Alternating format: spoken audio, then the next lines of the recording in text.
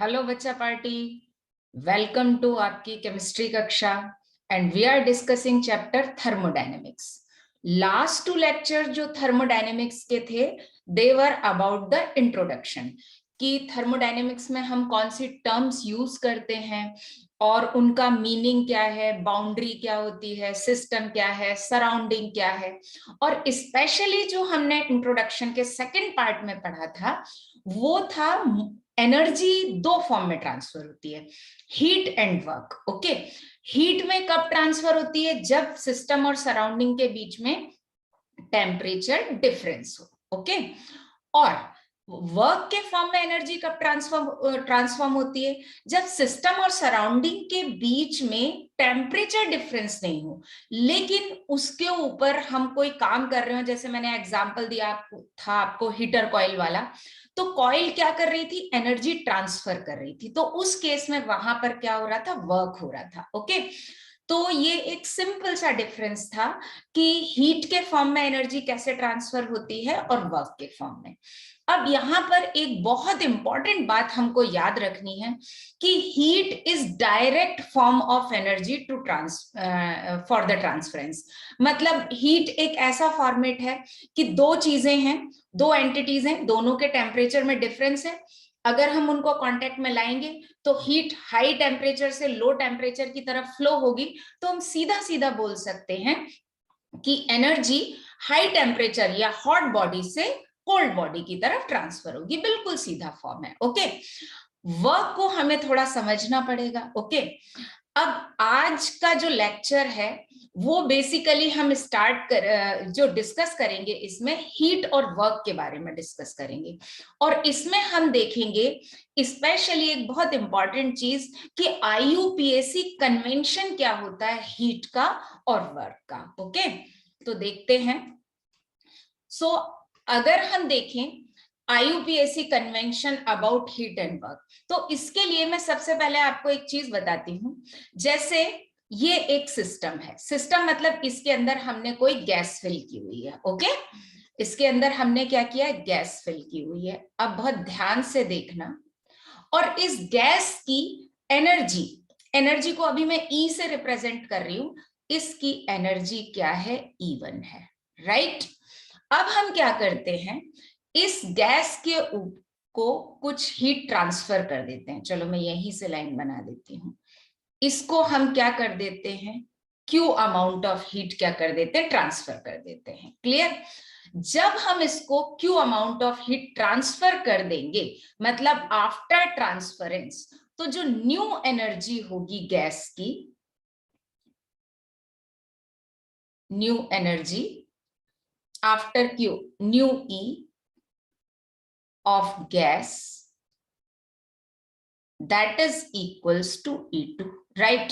And definitely E2 is greater than E1, right? है ना? E2 is greater than E1। क्यों? क्योंकि हमने उसमें हीट ट्रांसफर कर दिया।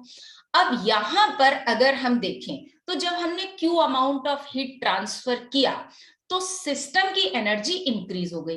अब इस केस में जो हम डेल्टा E निकालेंगे वो क्या होगा? हमारा final energy minus initial energy.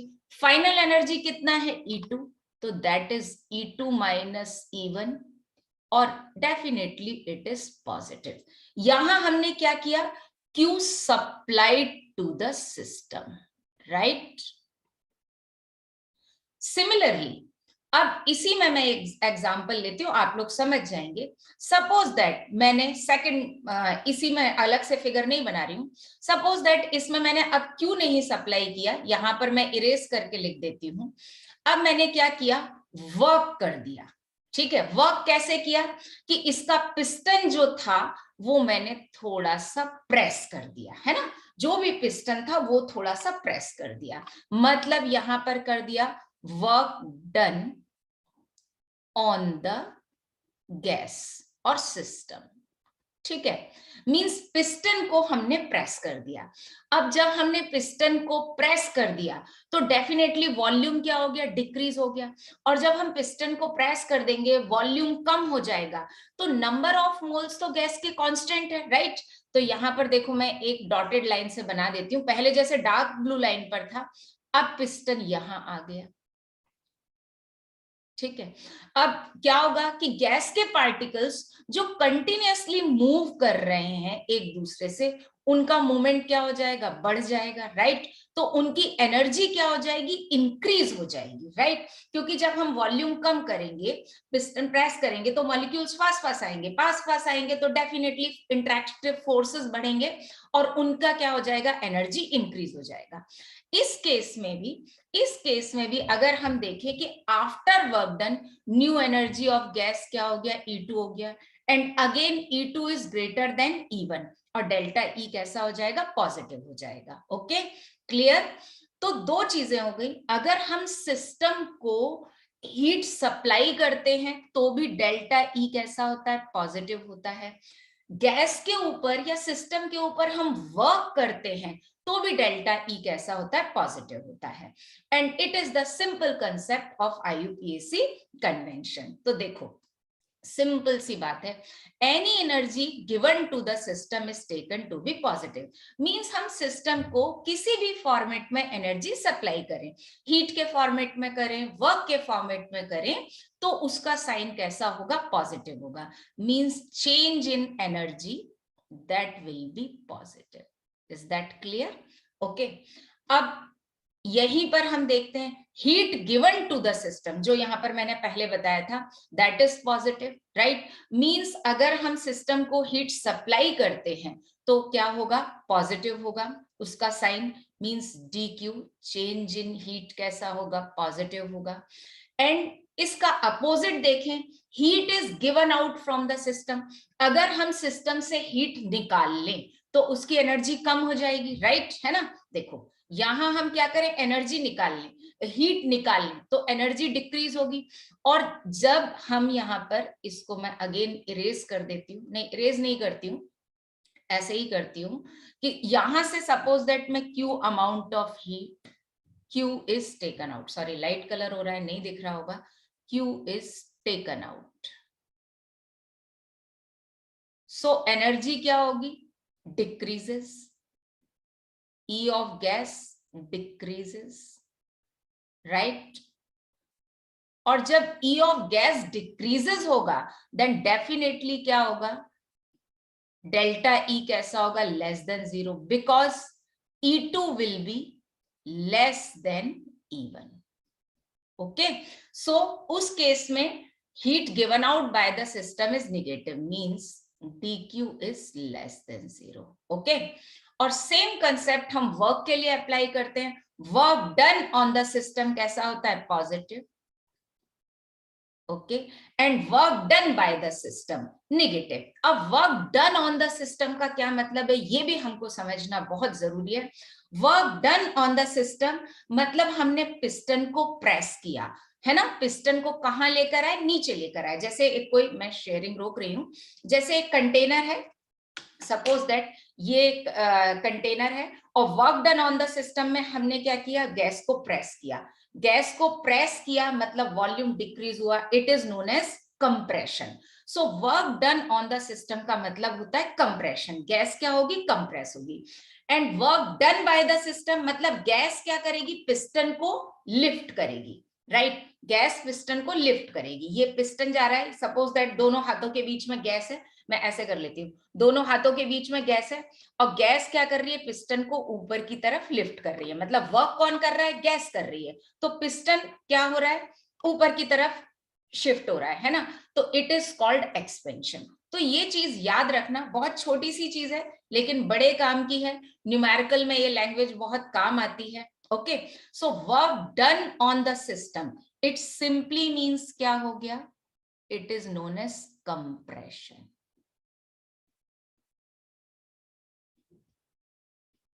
सो जब भी गैस कंप्रेस होगी means work done on the system होगा, and that will be, work done का साइन कैसा होना चाहिए, पॉजिटिव होना चाहिए। ओके, अब हम लेते हैं work done by the system means W is negative. Work done by the system का क्या मतलब है, work done by the system का सीधा सीधा सा मतलब है कि गैस वर्क कर रही है, पिस्टन क्या हो रहा है, लिफ्ट हो रहा है, तो इसका मतलब क्या हो गया, एक्सपेंशन हो गया। ओके,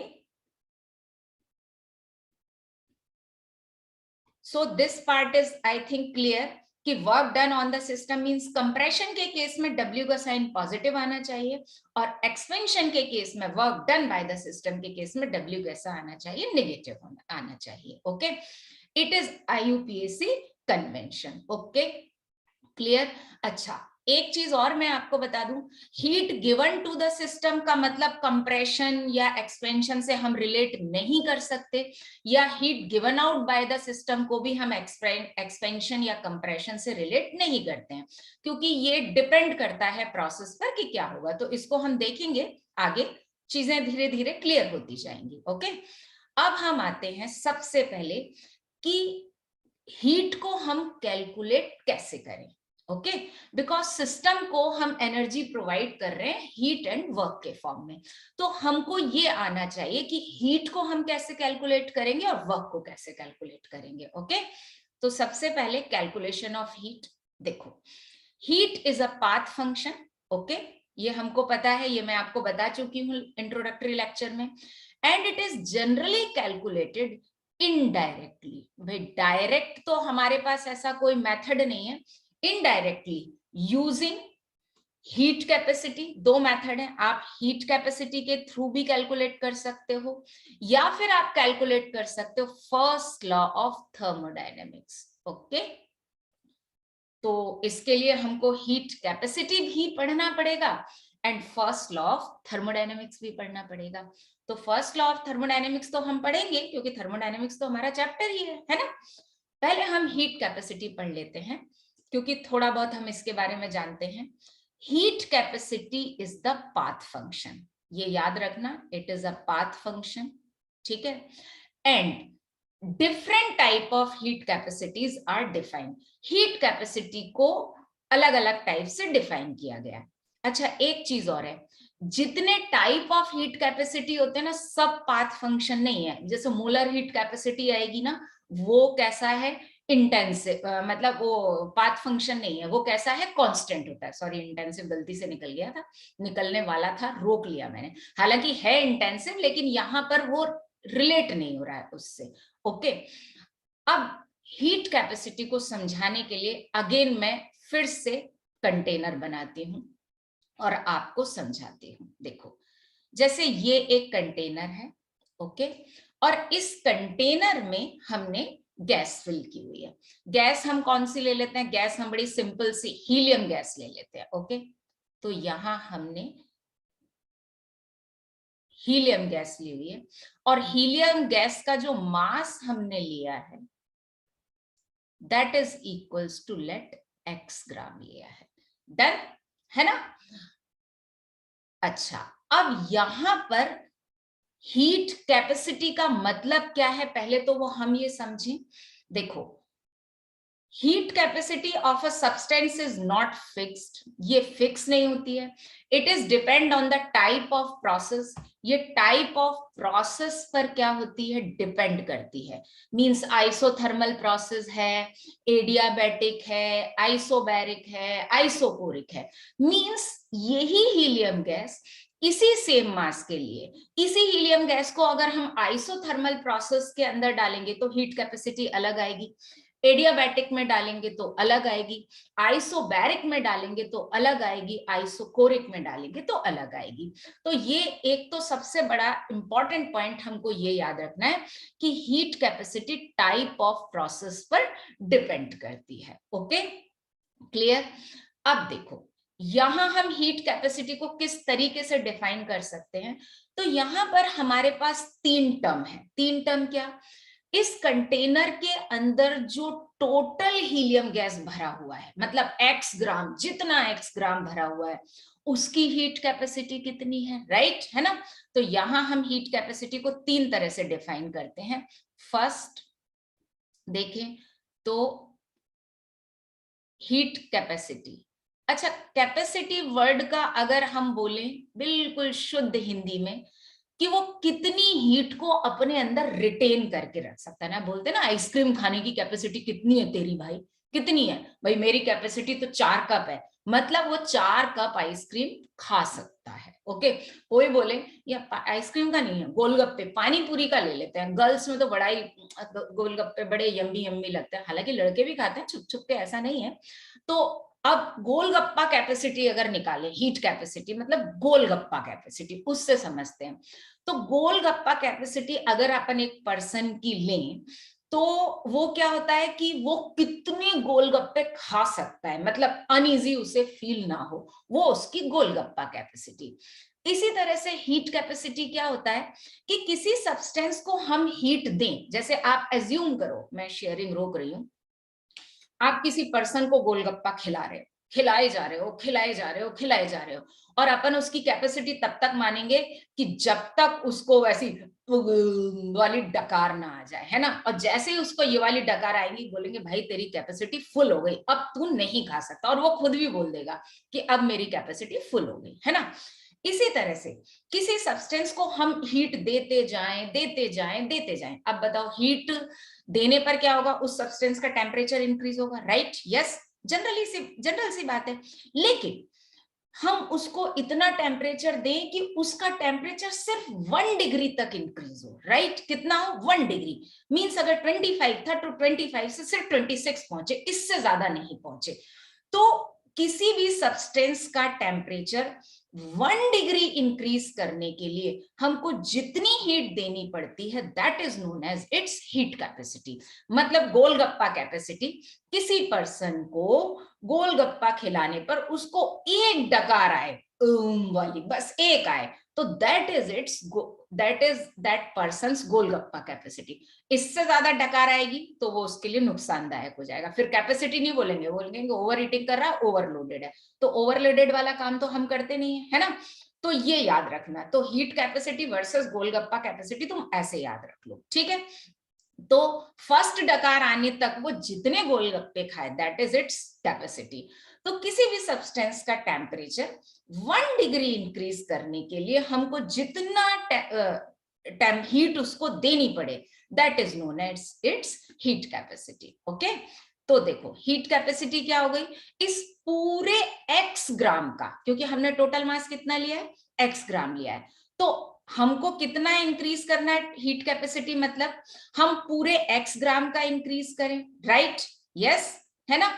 तो हम, एक तो ये हो गया कि पूरे x ग्राम का करें, दूसरा हम x ग्राम का ना करें, उसमें से सिर्फ हम 1 ग्राम को क्या कर लें, सेपरेट कर लें। लो भैया, ये हमारा कितना हो गया, इतना नन्ना सा पार्ट कितना हो गया, 1 ग्राम, ठीक है।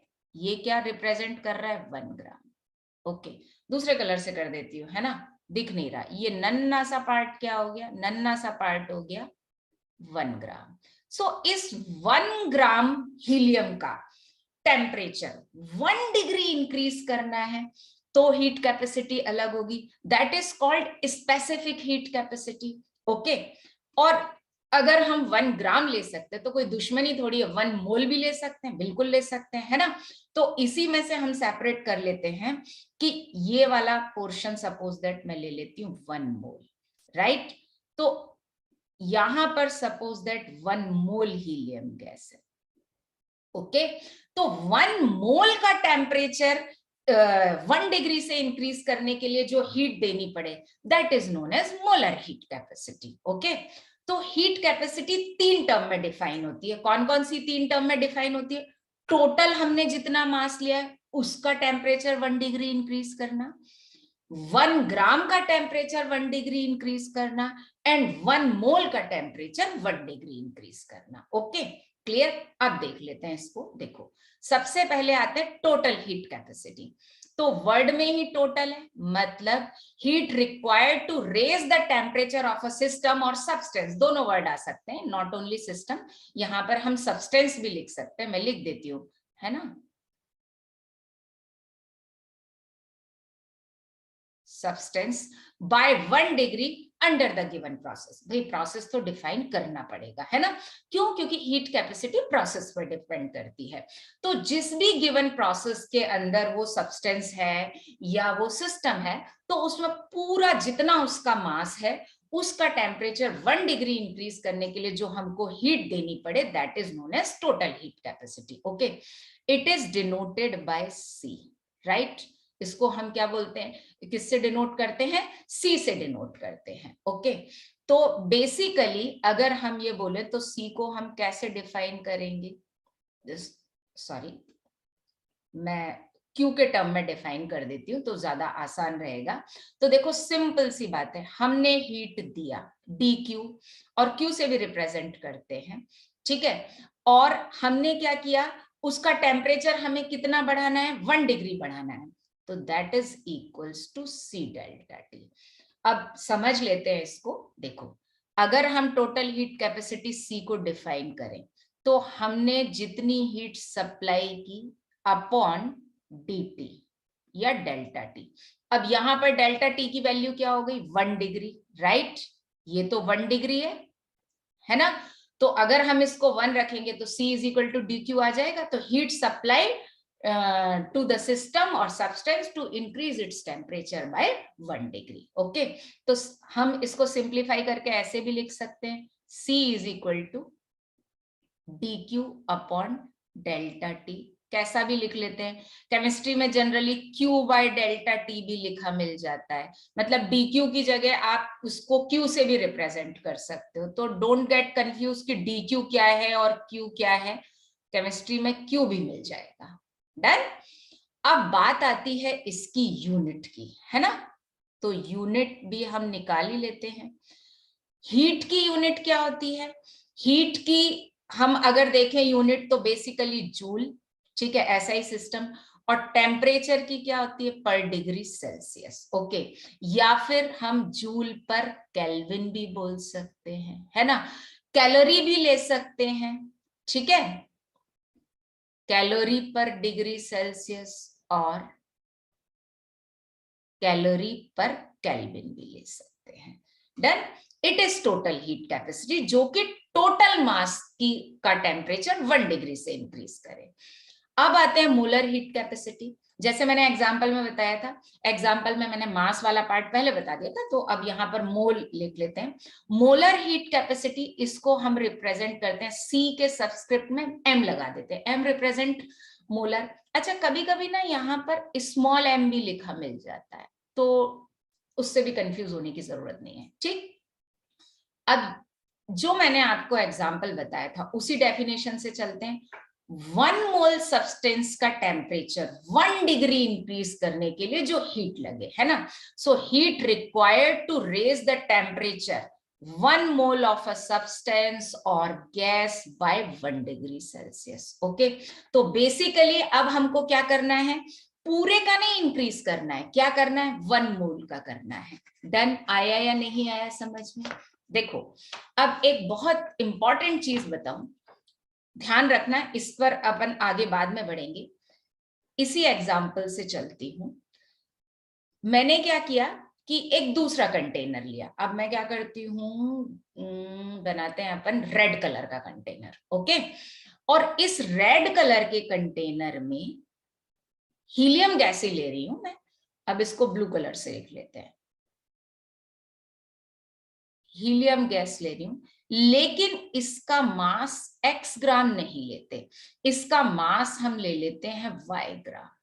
ठीक है, क्या ले लेते हैं, y ग्राम ले लेते हैं। ठीक।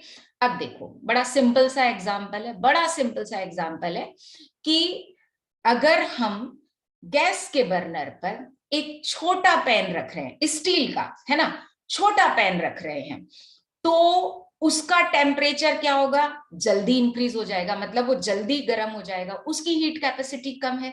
क्यों, क्योंकि उसमें अगर अपन देखें तो अमाउंट ऑफ मेटल कम है, मास ऑफ मेटल कम है। और अगर हम बड़ा पैन रखें सेम मटेरियल का, सेम मेटल का, तो उसका टेम्परेचर 1 डिग्री इंक्रीज होने में हमको ज्यादा हीट देनी पड़ेगी, देर से होगा ना, गैस से ज्यादा हीट सप्लाई करनी पड़ेगी। क्यों, क्यों, क्योंकि उसका मास ज्यादा है, राइट, पूरे मेटल का। ठीक है ना। तो अगर हम टोटल हीट कैपेसिटी देखें तो टोटल हीट कैपेसिटी मास पर डिपेंड करती है। मास ज्यादा होगा तो सब्सटेंस का टेम्परेचर 1 डिग्री इंक्रीज करने के लिए हमको ज्यादा हीट देनी पड़ेगी। ओके, तो यहां पर y ग्राम है। और हम क्या बोल रहे हैं कि y is greater than x, means y मास हमारे पास ज्यादा है, तो डेफिनेटली यहां हमको ज्यादा हीट प्रोवाइड करनी पड़ेगी, है ना, क्यों, क्योंकि इसका मास ज्यादा है। लेकिन अगर इसमें से हम 1 ग्राम निकालें या फिर इसमें से हम क्या निकालें, 1 मोल निकालें, तो 1 मोल तो हम y में से निकालें या x में से निकालें, बात तो एक ही बराबर है। 1 ग्राम का मास फिक्स है और 1 मोल का मास भी 4 ग्राम ही आएगा, राइट। तो जब हम 1 मोल निकालेंगे या 1 ग्राम निकालेंगे, दोनों केस में क्या हो जाएगा, अमाउंट और मास कैसा हो जाएगा, फिक्स हो जाएगा। यहां पर भी मास कितना हो गया, 1 ग्राम फिक्स है, और यहां पर भी मास कैसा हो गया, फिक्स हो गया, कितना हो गया, 4 ग्राम। मींस अगर हम देखें तो 1 ग्राम के लिए जो हम हीट कैपेसिटी निकाल रहे हैं या 1 मोल के लिए निकाल रहे हैं, वो टोटल मास पर डिपेंड नहीं करती, राइट। मींस हमने इतने बड़े कंटेनर में हीलियम गैस ले रखी है, उसमें से 1 मोल निकालो, तो 1 मोल को तो का टेम्परेचर तो 1 डिग्री इंक्रीज करने के लिए जितनी हीट हमको पहले ब्लू वाले कंटेनर में देनी पड़ रही थी, उतनी ही रेड वाले में देनी पड़ेगी। ओके, तो ये याद रखना। तो जो मोलर हीट कैपेसिटी है वो सब्सटेंस के मास पर डिपेंड नहीं करती, है ना, it depends only on the mole. Okay, तो अगर हम देखें तो जो मोलर हीट कैपेसिटी है, दैट स्मॉल m से ही कर रही हूं, ये हमारी जो टोटल हीट कैपेसिटी है उसको हम क्या कर दें, मोल से डिवाइड कर दें। और C इक्वल्स टू क्या होता है भैया, C इक्वल्स टू अगर हमने देखा तो that is equals to dq by dt, है ना। तो अगर हम मोलर हीट कैपेसिटी लिखें तो that will be equals to क्या हो जाएगा हमारा, यहां पर हम वैल्यू पुट कर दें तो dq बाय n dt, है ना। और सिंप्लीफाई करके लिख लेते हैं, तो अगर हम यहां पर निकालें dq इक्वल्स टू क्या हो जाएगा, that is n molar heat capacity cm dt। Clear, ये हमारा क्या हो गया, मोलर हीट कैपेसिटी हो गया। क्लियर है ना। अब हम आते हैं इसकी यूनिट पर, यूनिट भी बड़ी सिंपल है। देखो इसकी यूनिट SI यूनिट हम क्या ले लेंगे, जूल। मोल की क्या होगी, मोल, और इसकी तो पर डिग्री सेल्सियस, तो इसकी यूनिट क्या हो जाएगी, जूल पर मोल डिग्री सेल्सियस। और हम क्या लिख सकते हैं, जूल मोल इनवर्स पर डिग्री सेल्सियस इनवर्स, और केल्विन भी ले सकते हैं, जूल की जगह हम कैलोरी भी ले सकते हैं, है ना। तो जूल मोल इनवर्स और केल्विन इनवर्स। ओके, तो ये किसकी यूनिट हो गई, मोलर हीट कैपेसिटी की हो गई। डन। अब आते हैं molar heat capacity at constant pressure and at constant volume.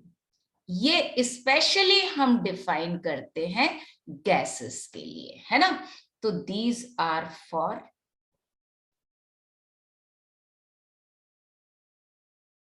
Gases. Okay, और इसका रिप्रेजेंटेशन है, बाकी इसके बीच में, इनके बीच में रिलेशन क्या है वो हम आगे पढ़ेंगे।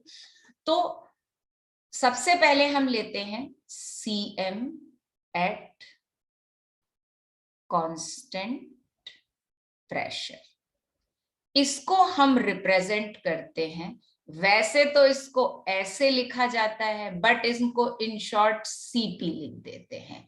Cp is molar heat capacity at constant pressure, and इसी तरह से Cm molar heat capacity at constant volume. तो इसको रिप्रेजेंट वैसे तो ऐसे किया जाता है Cm, V, बट अभी जनरली हम इसको Cv बोलते हैं। अब सोच रहे होगे कि ये कहाँ यूज होती है, भाई कांस्टेंट प्रेशर वाला कौन सा प्रोसेस होता है, ये जनरली डिफाइन होती है कौन से प्रोसेस में, आइसोबैरिक प्रोसेस में, है ना, जिसमें प्रेशर क्या होता है, कांस्टेंट होता है। और कांस्टेंट वॉल्यूम प्रोसेस कौन सा होता है? It is defined in isochoric process. Okay, ठीक।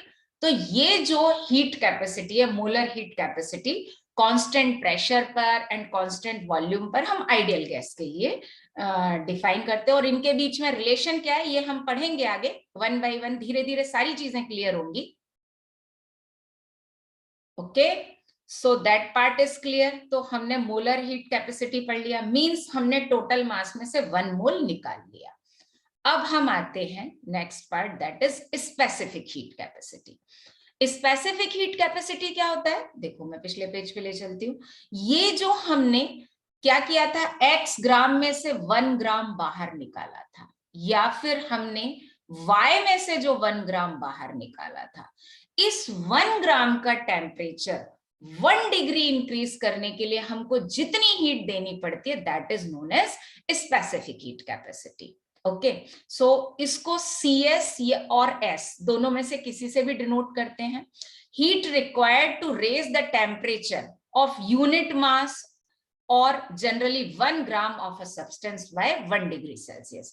मींस 1 ग्राम सब्सटेंस का मास 1 डिग्री इंक्रीज करने के लिए जो हमको हीट देना पड़े। Okay, we can also define specific heat capacity at constant pressure as well as at constant volume.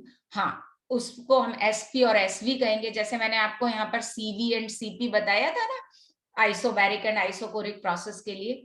But एक चीज है, ये हम किसके लिए डिफाइन करते हैं? We define these for gases. Generally किसके लिए डिफाइन करते हैं? For gases. However chemical reaction भी आइसोबैरिक होती हैं, क्लोज कंटेनर में होती हैं, तो उनके लिए भी डिफाइन कर सकते हैं, बट जनरली हम गैस के लिए डिफाइन करते हैं। देखो, जब हम थर्मोडायनेमिक्स में वर्क की बात कर रहे हैं, एनर्जी की बात कर रहे हैं, तो पहले तो हम सारी चीजें गैस पर पढ़ेंगे, और गैस के बाद हम केमिकल रिएक्शन की पर स्विच करेंगे। ओके, तो पहले अभी अपन गैस की बात करते हैं, generally they are defined for the gases. Okay, अब इसकी डेफिनेशन क्या थी? heat given to the system 1 gram of a substance to increase its temperature by 1 degree। तो जो CS अगर हम देखें, या फिर हम जिसको S से भी डिफाइन करते हैं, दैट इज इक्वल टू क्या हो जाएगा? C by delta T, sorry, C by mass of the substance, right? M is equal to क्या हो गया? मास, और यहां मैं इसको स्मॉल m से करती हूँ, डेल्टा T गलती से निकल गया, C बाय m। अब हम पढ़ चुके हैं सिंस, क्या रिलेशन पढ़ चुके हैं हम? That is C is equal to dq by dt। Okay, value put कर देते हैं, हमारा क्या जा रहा है? तो यहां पर CS इक्वल्स टू क्या हो जाएगा? dq upon mdt, right? mdt। Okay, और हम इसको कैसे कर सकते हैं? dq is equal to mcs dt, right? है ना? ये हमारा क्या हो गया? स्पेसिफिक हीट कैपेसिटी हो गया। यूनिट की बात कर लेते हैं। यूनिट भी बहुत इजी है, आप आसानी से बता सकते हो। देखो, यूनिट यहां से निकालो, इसका यूनिट जूल, मास का यूनिट ग्राम ले लेंगे, और SI सिस्टम में लेना है तो केजी ले लीजिए, और DT का तो पर डिग्री सेल्सियस या पर डिग्री केल्विन ही होगा। तो SI सिस्टम में लें तो joule, KG inverse and kelvin inverse, ठीक है? और हम इसको क्या ले सकते हैं? जूल, जनरली जिस टर्म में हमको मिलता है, जूल पर ग्राम पर केल्विन भी मिलता है, तो जूल, ग्राम इनवर्स, केल्विन इनवर्स, और भी ले लेते हैं भाई जूल, ग्राम इनवर्स पर डिग्री सेल्सियस इनवर्स। ओके, तो ये हमारा क्या हो गया?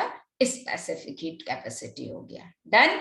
देखो, अब हम आते हैं relation between specific heat capacity and molar heat capacity and total heat capacity. तो बड़ा सिंपल सा कंसेप्ट है।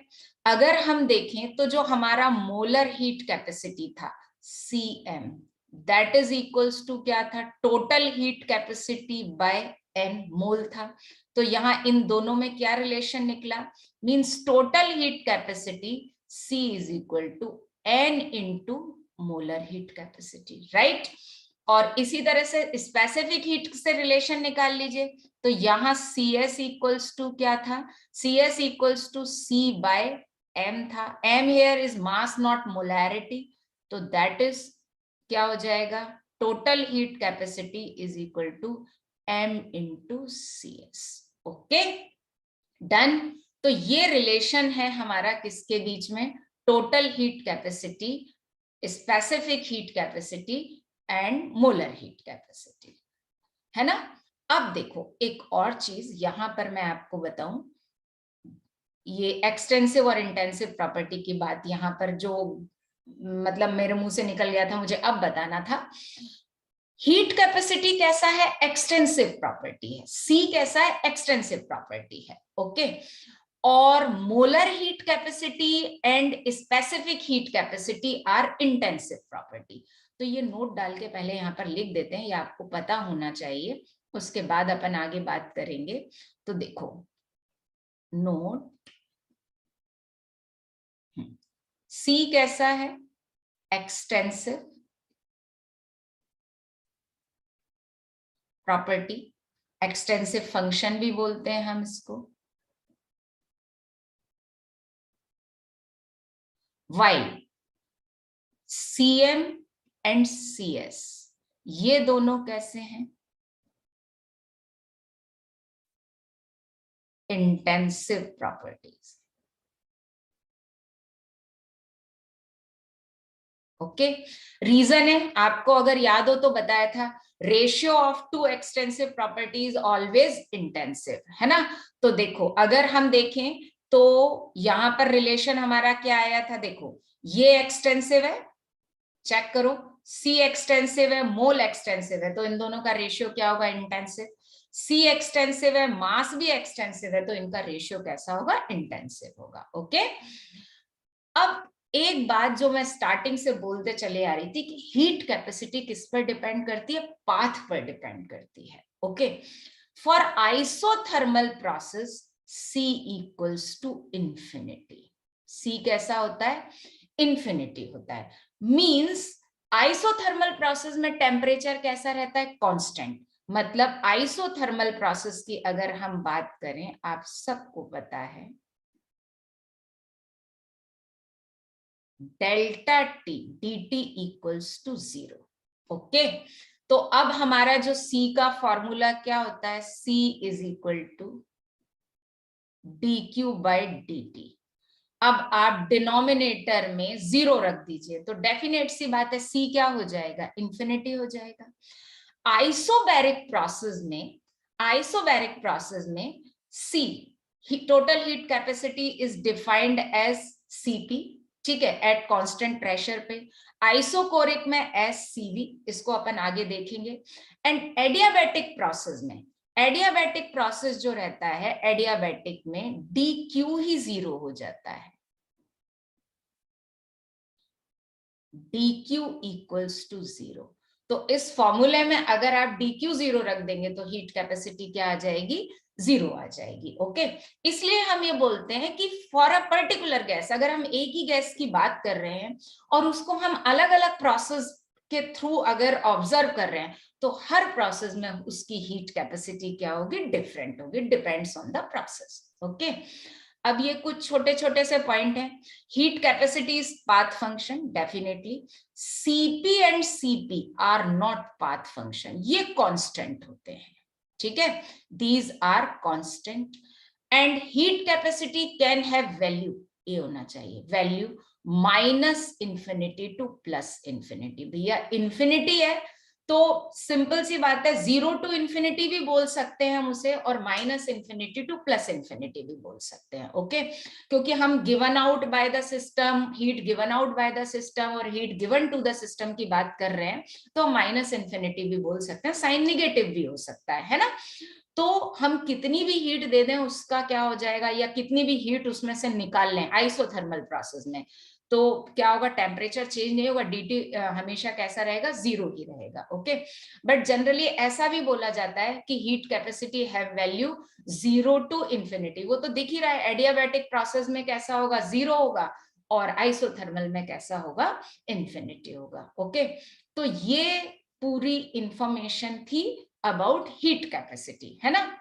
और जो हमने लेक्चर स्टार्ट किया था, हमने लेक्चर स्टार्ट किया था कि हमको एक्चुअली एनर्जी का कैलकुलेशन करना है, और एनर्जी हम दो फॉर्म में प्रोवाइड करते हैं, एक हीट और एक वर्क।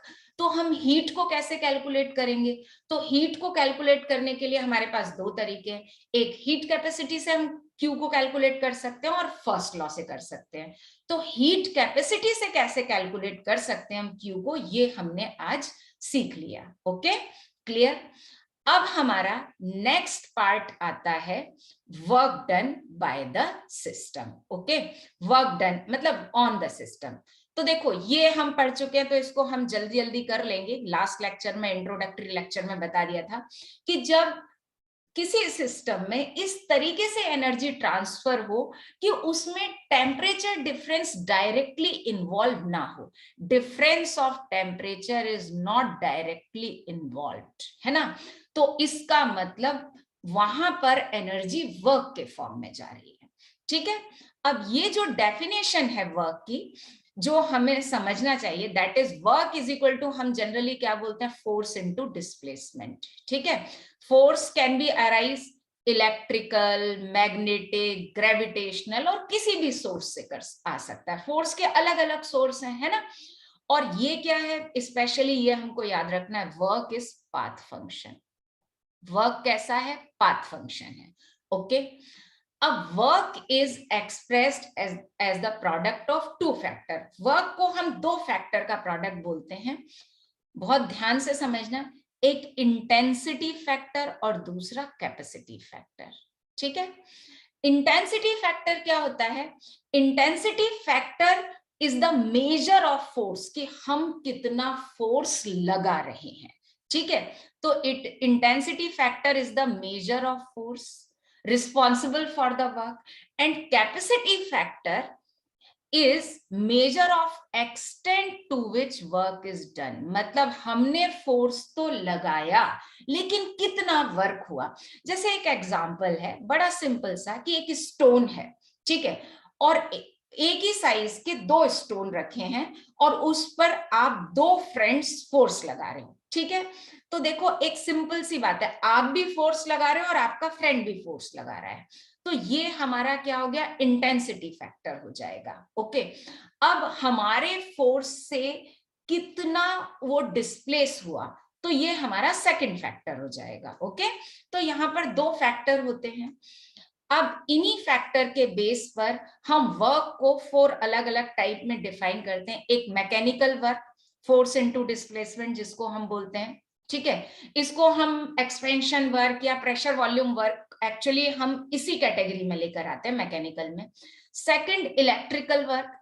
इलेक्ट्रिकल वर्क क्या होता है कि दो अपोजिट चार्जेस के बीच में कितना पोटेंशियल डिफरेंस है और उनके बीच में कितना चार्ज फ्लो हो रहा है, जो जनरली हमको सेल वगैरह में मिलता है ना। दो अपोजिट चार्जेस हैं, उनके बीच का पोटेंशियल डिफरेंस और कितना अमाउंट उनके बीच में, मतलब कितना चार्ज फ्लो हुआ, उसका प्रोडक्ट। तो potential difference into flow of charge flow, that is electric work. ये हम क्लास 12th में इलेक्ट्रोकेमिस्ट्री में पढ़ेंगे। ओके, एक्सपेंशन वर्क, ये तो हम मैकेनिकल वर्क का ही एक पार्ट लेते हैं, राइट।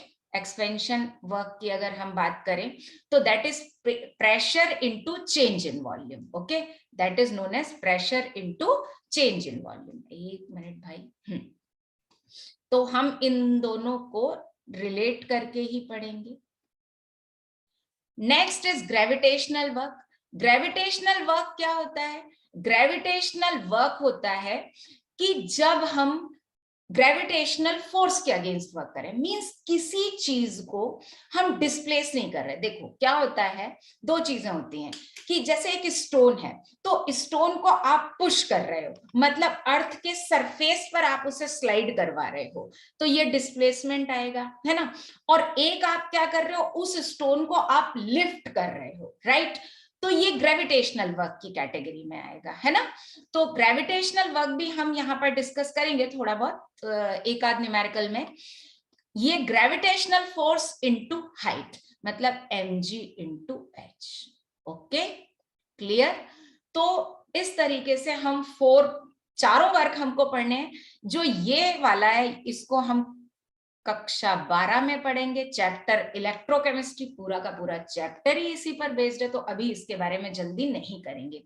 मेनली हम ए एंड सी डिस्कस करेंगे और थोड़ा थोड़ा डी भी कर लेंगे। Okay, work done in free expansion, मतलब कोई पिस्टन बिल्कुल फ्री मूव हो जाए और अगेंस्ट अ वैक्यूम और इन vacuum is always zero, right, always zero.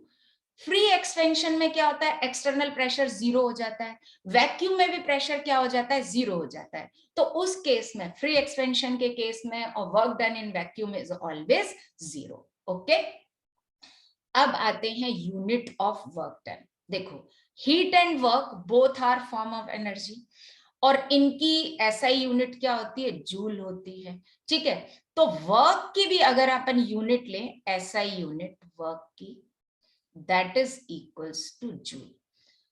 अच्छा, अब जनरल यूनिट अगर हम लें, जनरल यूनिट कैलोरी भी चलता है, calorie. Okay, and litre ATM भी चलता है। अब बोलोगे भैया ये लीटर एटीएम क्या हो गया, ये भी चलता है ना, लीटर एटीएम भी चलता है। अब इनके बीच में हमको रिलेशन जरूर पता होना चाहिए। तो देखो, 1 calorie equals to 4.182 joule. Okay, जिसको हम नियरली 4.2 जूल भी बोलते हैं। Okay, clear. तो ये कन्वर्जन हमको याद रखने हैं। अभी लीटर एटीएम का भी बता रही हूँ, क्योंकि हमको तो प्रेशर वॉल्यूम वर्क पे काम करना है, और प्रेशर जनरली हम एटीएम के टर्म में लेते हैं, वॉल्यूम जनरली हम किसके टर्म में लेते हैं, लीटर के टर्म। और जो हमारा सबसे कॉमन लीटर एटीएम है, क्योंकि हम तो उसी के टर्म में लेते हैं, so 1 litre atm that is equals to 101.3 joule, जिसको नियरली बेईमानी करके 100 जूल लिखा जाता है, बट करना नहीं चाहिए। मैं क्लियर बोल रही हूं, ऐसा बोला जाता है, नहीं करना चाहिए। ओके, और अगर हम कैलोरी में लें तो अप्रोक्सीमेटली 24.2 कैलोरी। तो ये जो लीटर एटीएम वाला पार्ट है ना, ये हमको बड़ा अच्छे से याद रखना है, ये बड़ा काम आएगा। क्योंकि जब हम प्रेशर वॉल्यूम वर्क का काम बात करेंगे, तो प्रेशर की जनरल यूनिट हम एटीएम लेंगे और वॉल्यूम की लीटर। अदरवाइज हमको क्या करना पड़ेगा, अगर प्रेशर एटीएम में गिवन है तो प्रेशर को पहले पास्कल में कन्वर्ट करना पड़ेगा, वॉल्यूम अगर लीटर में गिवन है तो उसे मीटर क्यूब में कन्वर्ट करना पड़ेगा, तब हमारा वर्क किस में आएगा, जूल में आएगा। ओके, तो कन्वर्जन तो आपको करना ही पड़ेगा। तो हमको 2 बार कन्वर्जन करने से बेटर है कि हम 1 बार कर लें। Okay, clear. अब हम देख लेते हैं प्रेशर वॉल्यूम वर्क। देखो, प्रेशर वॉल्यूम वर्क जो हमको देखना है, इसमें 2 केस होते हैं। First is expansion, right.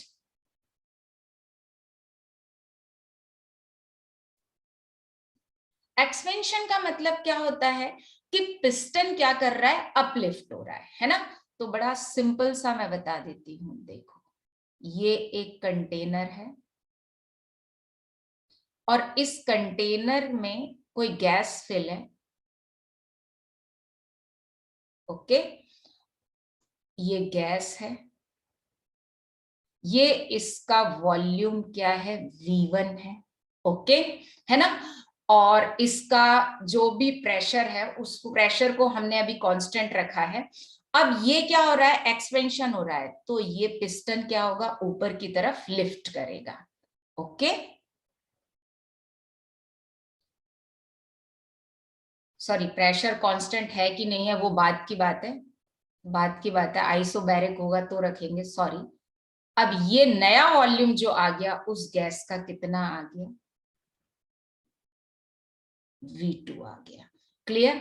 अब प्रेशर वॉल्यूम वर्क हमारा क्या होता है, P इंटू डेल्टा वी। ये वैसे डेरिवेशन हम सबको पता है कि हम फोर्स इंटू डिस्प्लेसमेंट लेते हैं, है ना। देखो इन शॉर्ट फटाफट कर लेते हैं।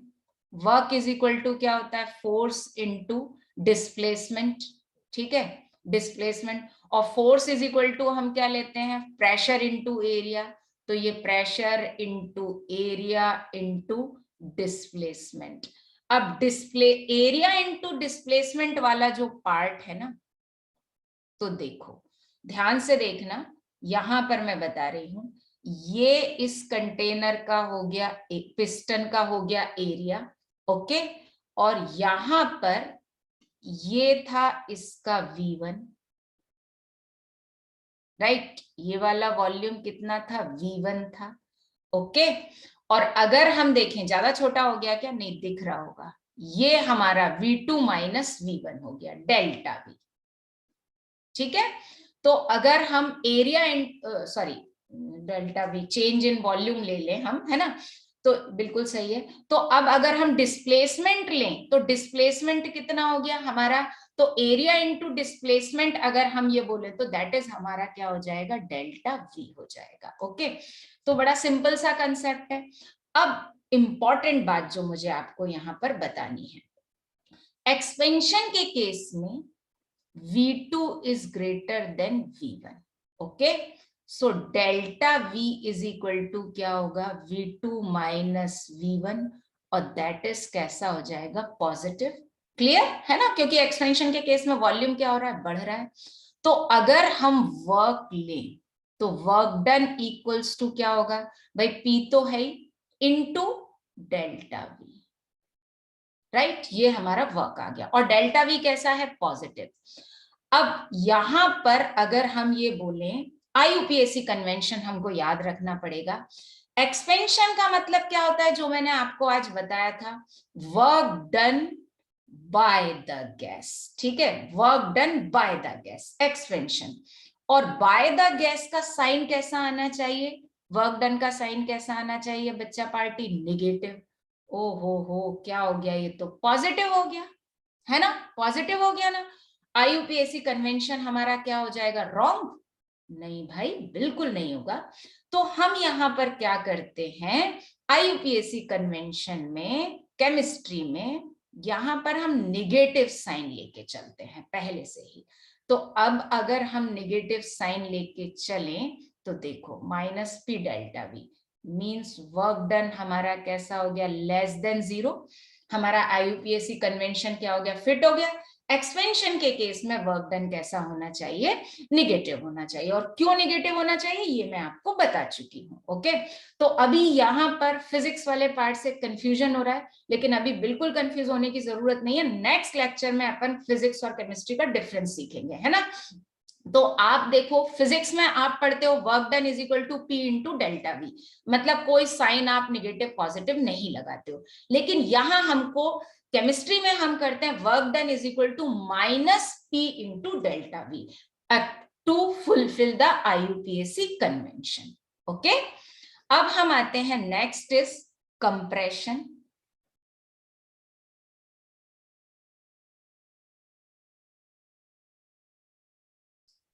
कंप्रेशन के केस में क्या होगा, पिस्टन नीचे आएगा। तो अब मैं फिगर से नहीं बता रही हूं, है ना, बता ही देती हूं क्या जाएगा।